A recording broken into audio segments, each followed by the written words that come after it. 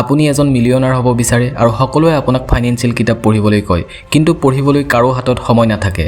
সৌভাগ্যক্ৰমে নিজৰ ডেভেলপমেণ্টৰ কাৰণে মই যোৱা 5 বছৰত কেইবাখনো কিতাপ পঢ়িলোঁ আৰু তাৰে ভিতৰত 40খন টকাৰ ওপৰত লিখা কিতাপ আছে, যিকেইখনে মোৰ পাৰ্চনেল ফাইনেন্সত যথেষ্ট সহায় কৰিছে। এই ভিডিঅ'টিত মই সেই কিতাপকেইখনৰ সৰু সৰু কেইটামান ইম্পৰ্টেণ্ট কথা চমুকৈ সাৰাংশ হিচাপে ক'ব বিচাৰিছোঁ, যিয়ে আপোনাক ধনী হোৱাত সহায় কৰিব। এই কিতাপকেইখনে আপোনাক 0ৰ পৰা 100,000লৈ লৈ যাব, 100,000ৰ পৰা মিলিয়ন আৰু মিলিয়নৰ পৰা 10 মিলিয়নলৈ নিব, যদিহে ইয়াক আপুনি সঠিকভাৱে ব্যৱহাৰ কৰে। লেভেল 1, 0ৰ পৰা 100,000। ফাৰ্ষ্ট অফ অল আপুনি আপোনাৰ ব্ৰেইনক ট্ৰেইন কৰিব লাগিব। মই কোনো ধনী ঘৰৰ পৰা আহি এই কথা কৈ থকা নাই। মোৰ মনত আছে যে আমাৰ পৰিয়ালসমূহত এইটো সততে কয় যে টকাই সকলোকে নষ্ট কৰি দিয়ে। চিক্ৰেট অফ দ্য মিলিয়নাৰ মাইণ্ডত কোৱা হৈছে যে কেনেকৈ এই বীজটোৱে আমাৰ মগজুৰ চিন্তা শক্তিক সলনি কৰি তোলে, যে ধনী মানুহবোৰ বৰ বেয়া। মই এই নেগেটিভ চিন্তাটোৰ পৰা মুক্ত হ'বলৈ বহুত সময় লাগিছিল, যেতিয়া মই পইচা ইনকাম কৰাৰ কথা ভাবিছিলোঁ। কিন্তু এই কিতাপকেইখনে মোৰ চিন্তাধাৰা সলনি কৰি দিলে। আচলতে পইচাৰ প্ৰয়োজন কিয় হয়? মোৰ বাবে ইয়াৰ এনচাৰ হ'ল ফ্ৰীডম। দ্য সাইকোলজি অফ মানিয়ে ইয়াক এনেদৰে কৈছে, এইটো আমাৰ কণ্ট্ৰলৰ ওপৰত নিৰ্ভৰ কৰিব। দুয়োখন কিতাপৰে লক্ষ্য একেটাই, যে আপুনি যিটো বিচাৰে আৰু যেতিয়াই বিচাৰে সেইটো যাতে কৰিব পাৰে। এই কিতাপখনে আৰু এটা কথা কৈছে যে ধনী আৰু সম্পত্তিশীলতাৰ মাজত এটা স্পষ্ট পাৰ্থক্য থাকে। সম্পত্তি সেইটো যিটো আপুনি নেদেখে, সেইটোৰে আপুনি গাড়ী কিনিব নোৱাৰে, সোণ কিনিব নোৱাৰে, কাপোৰ কিনিব নোৱাৰে বা অন্য লাক্সাৰী বস্তু ল'ব নোৱাৰে। আমাৰ আচল প্ৰব্লেমটো হ'ল যে আমি এইটো ভাবিবই নোৱাৰোঁ যে আমিও সম্পত্তিশীল হ'ব পাৰোঁ। আমাৰ স্কুলৰ বন্ধুসকলে কয় যে ডিগ্ৰী কমপ্লিট হোৱাৰ পাছত যাতে এটা চাকৰি লাভ কৰিব পাৰোঁ। তেওঁলোকে যে এটা ভাল চাকৰি পাব তাৰো কোনো গেৰাণ্টি নাই। The magic of thinking big কিতাপখনে কয় যে মানুহে তেওঁলোকৰ লক্ষ্য কেৱল অলপ সময়ৰ কাৰণেহে বনাই লয় আৰু সেই কাৰণেই তেওঁলোক ছাকচেছফুল হ'ব নোৱাৰে। মই নাভাবোঁ যে আপুনি কেৱল ডাঙৰকৈ ভাবিলেই যে ছাকচেছফুল হ'ব, কিন্তু ক'ব গ'লে ডাঙৰকৈ ভাবিব পৰাটোৱে আপোনাৰ প্ৰথম খোজ হ'ব। স্কুলত আপোনাৰ ৰোল নাম্বাৰ কিমান আছিল, আপুনি কিমান শতাংশ নম্বৰলৈ আপুনি ডিগ্ৰী কমপ্লিট কৰিছে, সেইটো ডাঙৰ কথা নহয়। আচল কথাটো হ'ল যে স্কুল লাইফৰ পাছৰ জীৱনটোক আপুনি কেনেধৰণে আগবঢ়াই নিয়ে। দ্য উইনাৰ ইফেক্ট কিতাপখনে কয় যে ছাকচেছফুল ষ্টক মাৰ্কেট ট্ৰেডাৰ্ছ আৰু তেওঁলোকৰ টেষ্টষ্টেৰন লেভেলৰ মাজত এটা সম্পৰ্ক থাকে। উইন হ'লে আপোনাৰ টেষ্টষ্টেৰন বাঢ়ি গৈ থাকে, যিয়ে ভৱিষ্যতে আৰু উইন হোৱাত সহায় কৰে। সেয়েহে আপুনি আপোনাৰ সামৰ্থ্য অনুযায়ী নিজৰ লক্ষ্য বনাই লোৱাটো প্ৰয়োজন। প্ৰতিদিনে এজন উইনাৰ হ'বলৈ চেষ্টা কৰক। মই মোৰ জীৱনত কৰি অহা ভুলসমূহৰ পৰা সদায় এটা পজিটিভ কথা শিকি আহিছোঁ, যিয়ে মোৰ লাইফত এটা ষ্ট্ৰং ডিচিশ্যন লোৱাত সহায় কৰিছে। থিংক এণ্ড গ্ৰ' ৰিচ কিতাপখনে এজন মহান যোদ্ধাৰ কাহিনীৰ কথা কয়। যেতিয়া তেওঁলোকৰ সৈন্যদল এটা শক্তিশালী শত্ৰুৰ মাজত সোমাই পৰিছিল, তেতিয়া তেওঁ নিজৰ জাহাজসমূহ জ্বলাই দি নিজৰ সৈন্যসকলক লুকাব নোৱাৰাকৈ যুদ্ধ কৰিবলৈ বাধ্য কৰালে, যাৰ কাৰণে তেওঁৰ সৈন্যসকলে নিজৰ সমস্ত বলেৰে যুদ্ধ কৰিলে আৰু অভাৱনীয়ভাৱে বিজয় সাব্যস্ত কৰিলে। এইটোৱে আমাক এই কথাটো শিকায় যে সফলতা পাবলৈ কৰা ইচ্ছা আৰু তাৰ প্ৰয়োজনীয়তাৰ মাজত এটা পাৰ্থক্য থাকে। আৰাম লৈ থকাটো সিমানে ক্ষতিকাৰক হ'ব পাৰে যিমান পলাই থাকিলে হয়। আনস্ক্ৰিপ্টেড কিতাপখনেও একেটা কথাকেই কয় যে সমাজখনে আমাক এজন মডেল নাগৰিক হিচাপে গঢ়ি তুলিবলৈ চেষ্টা কৰে, যাৰ অৰ্থ হ'ল মিডিঅ'কৰ, অবিডিয়েণ্ট, ডিপেণ্ডেণ্ট, এণ্টাৰটেইন আৰু লাইফলেছ। এই সকলোৰে পৰা বাচিবলৈ নিৰ্ভৰ কৰে আপুনি আপোনাৰ মানসিক চাপসমূহক কেনেকৈ মেনেজ কৰে। দ্য এছেছ অফ ছাকচেছ কিতাপখনে ইয়াৰ ওপৰত এটা সমাধান দি কয় যে যিখিনি পানীয়ে এটা বাষ্প আকাৰ লয়, যিয়ে 100 ফুট গভীৰ 7 সাগৰত বিয়পি থাকে, সেইখিনিও এটা সৰু গিলাচৰ আকাৰ ল'ব পাৰে। যেতিয়াই মই মানসিক চিন্তাত পৰোঁ, তেতিয়াই মই এগিলাচ পানী খাওঁ আৰু ইয়াক মোৰ ইন্ধন হিচাপে ব্যৱহাৰ কৰোঁ। এনেকৈ আপুনি ভাল এটা অভ্যাস বনাব পাৰে। মানসিক চিন্তা কেতিয়াবা আমাৰ কণ্ট্ৰলৰ বাহিৰতো আহিব পাৰে। সেয়েহে মই সদায় নিজৰ লাইফত এইটো সিদ্ধান্ত লৈছোঁ যে মই কেৱল সেই বস্তুসমূহতেই গুৰুত্ব দিম যিটো মোৰ অতি প্ৰয়োজন। এটমিক হেবিটছ এই কিতাপখনে আমাক কয় যে মানুহে তেওঁলোকৰ শেষৰ লক্ষ্যটোৰ ওপৰত বেছি গুৰুত্ব দিয়ে, যিটো আচলতে তেওঁলোকৰ কণ্ট্ৰলৰ বাহিৰত থাকে। সেয়েহে যিটো বৰ্তমান প্ৰয়োজন আৰু আপোনাৰ সামৰ্থ্যৰ ভিতৰত থাকে সেইটোহে কৰিব লাগে। লিখকৰ হেবিট বনোৱা কৌশলটো মোৰ বৰ ভাল লাগিছে, যিয়ে আমাক এটা নতুন অভ্যাস বনোৱাত সহায় কৰে। এই অভ্যাসটোৱে আমাৰ পুৰণি অভ্যাসটোক লাহে লাহে কমাই আনি নতুন অভ্যাসত সলনি কৰে। কিন্তু বেছিভাগ মানুহে এইবোৰ বস্তু গুৰুত্ব নিদিয়ে আৰু কেতিয়াও এটা ভাল অভ্যাস গঢ়িব নোৱাৰে। আমাৰ সমাজত এনেকুৱা কিছুমান মানুহ আছে যিয়ে কোনো লক্ষ্য নোহোৱাকৈয়ে কেৱল কাম কৰি থাকে আৰু যেতিয়াই এই কথাটো তেওঁ গম পায় তেতিয়ালৈকে সেই সময়খিনি পাৰ হৈ যায়। The 7 habits of highly effective people কিতাপখনে কয় যে আপুনি সদায় সেইটো জানিব লাগিব যে আপুনি কোন দিশে গৈ আছে আৰু আপোনাক কোনে কেনেকৈ মনত ৰাখিব। এইটোৱে আপোনাক এটা এক্সট্ৰা মটিভেশ্যন দিয়ে, কিন্তু এইটো কেৱল মাত্ৰ এটা সমীকৰণহে। দ্য 12 উইক ইয়াৰ কিতাপখনে কয় যে এবছৰক আমি 12টা সপ্তাহ হিচাপে চাব লাগে, যাতে শেষৰ ফালে খৰধৰ কৰিব লগা নহয়। অলপ সময়ৰ কষ্টই আমাক লং টাইমৰ কাৰণে সফলতাত সহায় কৰে। The art of getting things done কিতাপখনে কয় যে নিজৰ কামসমূহ মনত ৰাখিবলৈ কেৱল নিজৰ ব্ৰেইনৰ ওপৰতেই নিৰ্ভৰশীল হৈ নাথাকিব, তাৰ সলনি নিজৰ কামসমূহক ফোন বা নোটপেডত লিখি ৰাখক। এনেদৰে আপুনি আপোনাৰ কামসমূহক ছিষ্টেমেটিক কৰি তুলিব পাৰে আৰু বিমূৰত নপৰাকৈয়ে আপুনি আপোনাৰ সময়খিনি ব্যৱহাৰ কৰিব পাৰে। এসেনচিয়েলিজমে কয় যে যিটো কামৰ কাৰণে আমি পাৰিম বুলি কওঁ তাৰ কাৰণে আমি বহুত কামক নোৱাৰিম বুলি ক'ব লগা হয় হেহে আমি পাৰিম বুলি কোৱা কামটোক ভ্যালু দিব লাগে আৰু ভয় নকৰাকৈ বাকিবোৰক নোৱাৰো বুলি ক'ব লাগে এই অভ্যাসটি গঢ়ি লোৱাৰ পাছত আপুনি হাই ভ্যালু থকা কৌশলসমূহ কৰা আৰম্ভ কৰি দিব লাগে so good they can not ignore your লিখকে বিভিন্ন মানুহৰ ইন্টাৰভিউ লয় যিসকলে নিজৰ চাকৰিটো কৰি ভাল পাইছিল তেওঁ দেখিলে যে প্ৰথমে তেওঁলোক নিজৰ কামটোৰ প্ৰতি বৰ ইন্টাৰেষ্টেড নাছিল কিন্তু পিছলৈ তেওঁলোকে সেই কামটোকে ভাল পাবলৈ ধৰিলে গতিকে যদি আপুনি আপোনাৰ ইন্টাৰেষ্টৰ ওপৰত গুৰুত্ব দিয়া নাই তেনেহলে কোনটো আপুনি কৰা উচিত দ্য আনফেয়াৰ এডভান্টেজ কিতাপখনে কয় যে এখন আনফেয়াৰ দুনিয়াত সাকসেছ পাবলৈ হলে আপুনি আপোনাৰ নেচাৰেল শক্তি প্ৰয়োগ কৰিব লাগে যিটোত আপুনি বেষ্ট বুলি ভাবে সেইটো চিনাক্ত কৰা আৰু তাৰ ওপৰত অধিক গুৰুত্ব দিয়া বৰ্তমান এইটো ইম্পৰ্টেন্ট নহয় যে আপোনাৰ লগত বহুত হাই কোৱালিটি স্কিলছ আছে কাৰণ এআইয়ে তীব্ৰগতিত মানুহৰ জবসমূহক কমাই লৈ আহিছে ময়ো এআই ইউজ কৰি বিভিন্ন সৰু সুৰা কাম কৰোঁ হেহে মাষ্টাৰী কিতাপখনত দিয়া আইডিয়াসমূহ আমাৰ কাৰণে বহুত প্ৰয়োজনীয় মই ইয়াৰ পৰা শিকিলো যে আপুনি এটা ইউনিক স্কিল ডেভেলপ কৰিব লাগে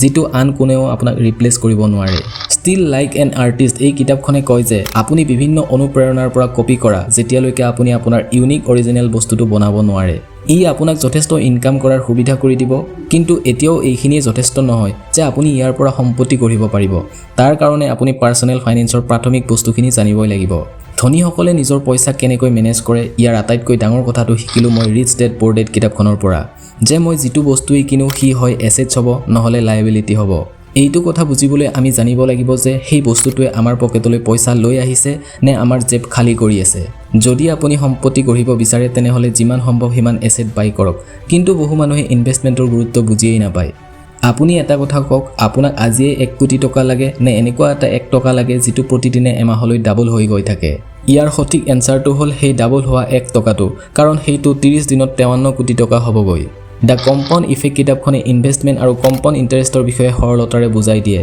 যেতিয়া মানুহে এইটো বুজি উঠে তেতিয়া তেওঁ বহুত এক্সাইটেড হৈ পৰে কিন্তু তেওঁ মাৰ্কেটৰ বিষয়ে নজনাকৈ অন্ধভাৱে পইচা লগাবলৈ আৰম্ভ কৰে এনেকুৱা হৈছিল কোভিড-19ৰ সময়ত সকলোৱে ভাবিছিল যে তেওঁ মাৰ্কেটৰ বিষয়ে সকলো জানে কিন্তু সেইটো মাত্ৰ এটা বাবুল আছিল যিটো ফাটিবলৈ গৈ আছিল হে মই সদায় the little book of common sense investing principles কিতাপ ফলো কৰোঁ ইয়াত কৈছে যে মাৰ্কেটখনক হৰুৱাবলৈ চেষ্টা কৰাটো আপুনি লছ কৰাৰ প্ৰধান কাৰণ তাৰ হলনি আপুনি গোটেই মাৰ্কেটখনৰ বিষয়ে আগতীয়াকৈ বুজি লোৱাটো প্ৰয়োজন আৰু আপোনাৰ মূলধনৰ এটা নগণ্য অংশহে ভাল এটা ষ্টকত ইনভেষ্ট কৰিব লাগে আৰু ইনভেষ্ট কৰিলেও সদায় মনত ৰাখিব যে মাৰ্কেটৰ বিষয়ে কোনো গ্যাৰান্টি দিব নোৱাৰে যেনেদৰে দ্য ইণ্টেলিজেণ্ট ইনভেষ্টৰ কিতাপখনত কোৱা হৈছে আপুনি ভাবিব যে আপোনাৰ দুৱাৰত এজন ব্যক্তি ৰৈ আছে যাৰ নাম মিষ্টাৰ মাৰ্কেট এদিন তেওঁ আপোনাক আপোনাৰ ষ্টকৰ কাৰণে $2000 অফাৰ কৰিব আৰু পিছদিনাখন কেৱল $500 অফাৰ কৰিব সেই কোম্পানীটো আৰম্ভণিৰে পৰা বহুত ভাল ৰিটাৰ্ণ দিলেও এনে নহব বুলি কোনো গ্যাৰান্টি দিব নোৱাৰি এইবোৰ সেই কাৰণেই হয় কাৰণ ষ্টকৰ প্ৰাইচ ডিমাণ্ডৰ ওপৰত নিৰ্ভৰ কৰে এইটো আমাৰ অৰিজিনেল দুনিয়াৰ ভ্যালুৰ ওপৰত নিৰ্ভৰ নকৰে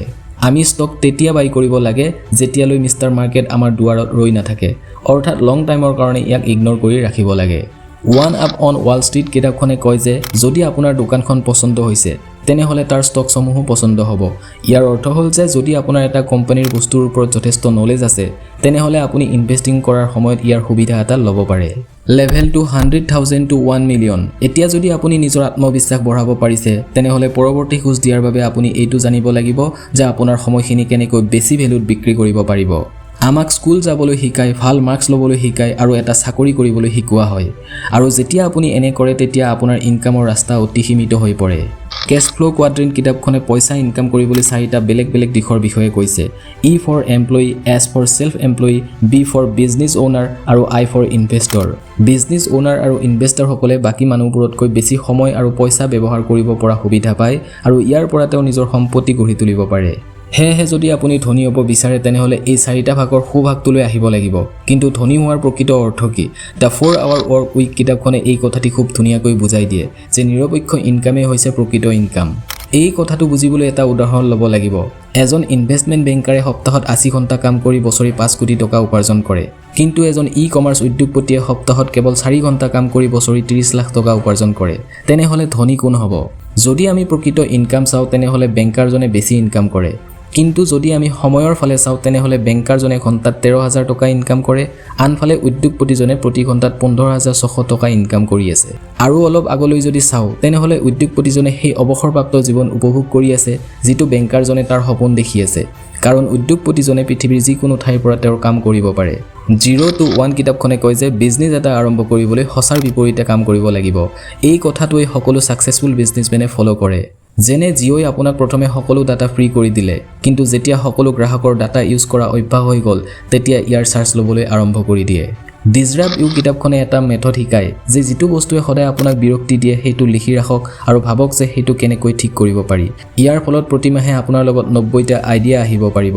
যেতিয়া আপোনাৰ লগত আইডিয়া থাকে তেন্তে সেইখিনি আপোনাক সহায় কৰিব পৰা মানুহবোৰৰ সৈতে শ্বেয়াৰ কৰক। মানুহে নিজৰ প্লেনসমূহ সিক্ৰেট ৰাখে, কিন্তু প্ৰকৃততে এটা আইডিয়া অকলে সমাধান কৰাটো সম্ভৱ নহয়। দ্য লিন ষ্টাৰ্টআপ কিতাপখনত উল্লেখ কৰে যে কাম কৰোঁতে সদায় নিৰ্মাণ, জোখমাখ, শিকা আৰু ফিডবেক লোৱাত গুৰুত্ব দিব লাগে। এই কামটোৱে এইটো সূচায় যে আপুনি সেইটো নকৰে যিটো আপোনাৰ পৰা আনে নিবিচাৰে। গতিকে আপুনি আপোনাৰ আইডিয়াসমূহক আপোনাৰ গ্ৰাহক অনুযায়ী সলনি কৰিব পাৰে। এটা ষ্টাডি অনুসৰি 30টা ইণ্ডাষ্ট্ৰীৰ 108টা নতুন বিজনেছৰ 92টা ব্যৱসায়ীয়ে ৰেড অ'চেন পছন্দ কৰে, কিন্তু কেৱল 16টাইহে ব্লু অ'চেন ষ্ট্ৰেটেজি ব্যৱহাৰ কৰে। ব্লু অ'চেন মানে এখন এনেকুৱা মাৰ্কেট য'ত প্ৰতিযোগী কমকৈ থাকে, আৰু ৰেড অ'চেন সেইকাৰণে কোৱা হয় কাৰণ তাত প্ৰতিযোগী অজস্ৰ থাকে। এই পৰ্যবেক্ষণত পোৱা যায় যে 39% প্ৰফিট প্ৰতিযোগিতামূলক মাৰ্কেটৰ পৰা আহিছে আৰু 61% প্ৰফিট ব্লু অ'চেন ষ্ট্ৰেটেজি ব্যৱহাৰ কৰা ব্যৱসায়সমূহৰ পৰা আহিছে। ইয়াৰ উপৰিও এই ব্যৱসায়সমূহে নিজৰ ইণ্ডাষ্ট্ৰীসমূহত 10ৰ পৰা 15 বছৰ পৰ্যন্ত ডমিনেট কৰি ৰাখিব পাৰে। নিজৰ ব্লু অ'চেন বনাবলৈ এটা ভাল পদ্ধতি হৈছে অভাৰ ছাবস্ক্ৰাইব হোৱা। ফাৰাৰী এখনৰ কথা ভাবক, বহুতেই এইখন বিচাৰে কিন্তু সকলোৱে এইখন ল'ব নোৱাৰে। কিন্তু তথাপিও ফাৰাৰী বনোৱা কোম্পানীয়ে এইটো লৈ টেনচন কৰি নাথাকে, কাৰণ তেওঁলোকে জানে যে কাৰখনৰ কম উপলব্ধতাই তাৰ ডিমাণ্ড হাই কৰি ৰাখে আৰু সেয়েহে ই মানুহৰ কাৰণে আকৰ্ষণীয় হৈ থাকে। প্ৰতিটো অভাৰ ছাবস্ক্ৰাইব বস্তুকে মানুহে ল'বলৈ হাবিয়াস কৰে, কিন্তু তেওঁ সেইটো ল'ব নোৱাৰে। যেতিয়া আপুনি আপোনাৰ প্ৰডাক্টৰ ডিমাণ্ড বঢ়াব বিচাৰে তেতিয়া এই ব্ৰেক থ্ৰু এডভাৰটাইজিং কিতাপখনৰ লেছনসমূহ পঢ়িব লাগিব। এই কিতাপখনে কয় যে আপুনি আপোনাৰ আকাংক্ষাসমূহক বঢ়াব নোৱাৰে। আপোনাৰ কাম হ'ল এনেকুৱা এটা প্ৰডাক্ট বনোৱা যিয়ে মানুহৰ মাজত থকা আকাংক্ষাসমূহক পূৰণ কৰিব পাৰে। লেভেল 3 1 মিলিয়নৰ পৰা 10 মিলিয়ন প্লাছ। ইলন মাস্ক ইমান সাকসেসফুল হ'ব নোৱাৰিলেহেঁতেন যদি তেওঁৰ লগত আন মানুহৰ সপোনসমূহক দিঠকলৈ সলনি কৰাৰ সামৰ্থ্য নাথাকিলেহেঁতেন। Influence the psychology of persuasion. আপোনাৰ এমপ্লয়ীসকলক উৎসাহ দিয়ক যাতে তেওঁলোকে কাষ্টমাৰসকলক সহায় কৰে। যদি আপুনি আজি কাষ্টমাৰজনক ভাল ছাৰ্ভিচ দিয়ে তেন্তে ভৱিষ্যতে তেওঁ পুনৰ আপোনাৰ ওচৰলৈ অহাৰ সম্ভাৱনা থাকিব আৰু আজিতকৈ দুগুণ বেছি বস্তু কিনিব। এই নিয়মটো সকলো কামতে এপ্লাই কৰিব পাৰি, কেৱল মাত্ৰ আপুনি নিজৰ ভাল ছাৰ্ভিচ দিব লাগে যাতে মানুহে আপোনাক বেয়া নাপায়। নেভাৰ স্প্লিট দ্য ডিফাৰেন্স কিতাপখনে কয় যে আপুনি আপোনাৰ কিছুমান কৌশল অৱলম্বন কৰিব লাগে। আপুনি আনৰ পৰিস্থিতিক বুজিবলৈ চেষ্টা কৰক যাতে তেওঁ আপোনাৰ পৰিস্থিতি বুজিব পাৰে। মানুহে সদায় বিচাৰে যাতে তেওঁৰ কথাটো আনে শুনে। যেনেদৰে how to win friends and influence people কিতাপখনত কৈছে, কোনোবাই তেওঁক বেয়াকৈ কোৱাটো তেওঁ কেতিয়াও নিবিচাৰে, কিন্তু সমস্যাটো হ'ল সকলো মানুহেই আৱেগৰ বলি হ'ব লগা হয়। তেওঁ সিদ্ধান্তসমূহ আৱেগত আহি লয় আৰু পিছত সেইটো লজিকেলি বিচাৰ কৰিবলৈ ধৰে। পিচ এনিথিং কিতাপখনে কয় যে আমাৰ লগত 3টা বেলেগ বেলেগ ব্ৰেইন আছে। এটা হ'ল ক্ৰক ব্ৰেইন, এইটো তেতিয়া ডেভেলপ হৈছিল যেতিয়া আমি জন্তু আছিলোঁ। তাৰ পাছত মিড ব্ৰেইন আৰু নিঅ'কৰ্টেক্স আহে য'ত আমি নিজৰ সিদ্ধান্ত লওঁ। বেছিভাগ মানুহে যেতিয়া কিবা এটা বিক্ৰী কৰিব বিচাৰে তেতিয়া তেওঁ নিঅ'কৰ্টেক্সক সোধে, কিন্তু প্ৰথমে আপুনি নিজৰ ক্ৰক ব্ৰেইনটো পাৰ কৰি আহিব লাগিব। আপুনি এইটো আপোনাৰ আৱেগক ইউজ কৰি কৰিব পাৰে। আপুনি যিটো বিচাৰিছে সেইটো সিম্পল কৰি তুলিব পাৰে। লিডাৰশ্বিপ এনেকুৱা এটা বস্তু যিটো এজন সাকসেসফুল মানুহৰ কাৰণে অতি প্ৰয়োজন। লিডাৰশ্বিপ যিমান ভাল হ'ব সিমানে আপুনি পইচা ইনকাম কৰিব পাৰিব। ষ্টাৰ্ট উইথ হোৱাই কিতাপখনত এটা বস্তুৰ কথা কৈছে যিটো গোল্ডেন চাৰ্কল বুলি কোৱা হয়, য'ত হোৱাই মাজত থাকে, হাউ তাৰ কাষৰ ৰিঙত থাকে আৰু হোৱাত বাহিৰৰ ৰিঙত থাকে।